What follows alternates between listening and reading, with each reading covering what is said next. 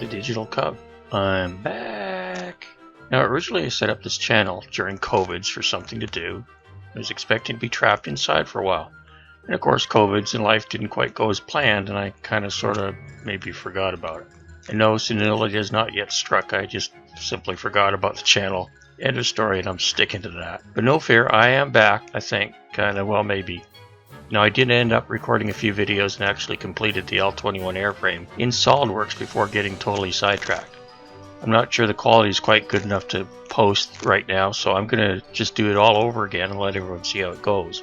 Anyone new who sees this and those who don't remember, mainly me, my intent was to gather documentation and recreate the Pipers J3 Cub and the Super Cub in Solidworks in order to end up with a complete and proper set of usable drawings. And while there are a lot of SolidWorks channels out there, there really are not many dealing with aviation topics or the weirdness that aviation involves. Over the years, I've managed to collect about 600 Cub drawings and documents, some of these dating back to the 30s when Piper actually bought out Taylor. Some of these older ones are pretty bad and end up leaving quite a bit to the imagination, so being able to view them as a 3D model could easily show what was meant.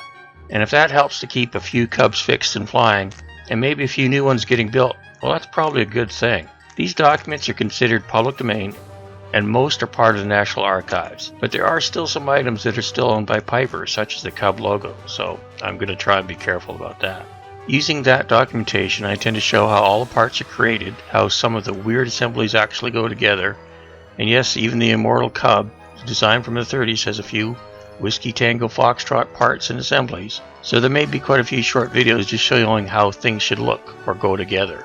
And if there's any interest, I'll even do the odd live stream to help look at some of these and figure them out. Now, I'm going to be using SolidWorks, but you will be able to do the same thing using almost any 3D CAD software. There are some web-based programs such as Autodesk Fusion that can be used at no cost, student educational version.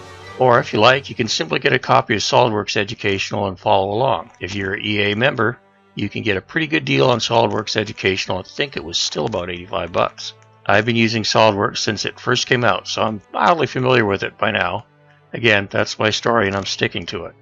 You should probably ignore any rumor you hear that I'm SolidWorks certified and help develop the Weldment's testing program. Ignore that bit. If you wonder why the Cub is near and dear to my heart, well, the first ride was in an airplane was in a yellow J3 when I was about 6.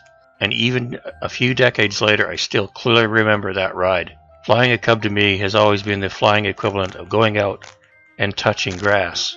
I actually have an engine sitting in the shop along with a welder just in case this gets way out of hand and it absolutely needs to get built. The J3 was designed using mild steel tubing, so even today it's not expensive compared to the Super Cub and its 4130 airframe.